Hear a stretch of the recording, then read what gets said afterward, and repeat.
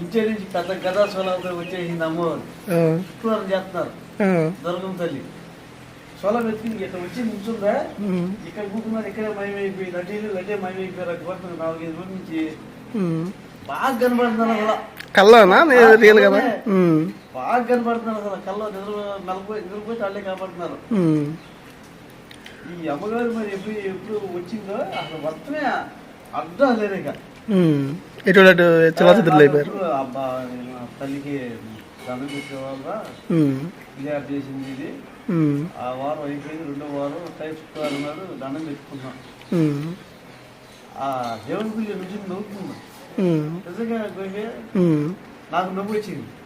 ఆయన దండం మీకు తెప్పించి బయటికి నాకు అట్ట కనబడింది. నేను ముంగుంది అమ్మ దుర్గం తల్లి తన్నా చక్కగా నవ్వుతుంది.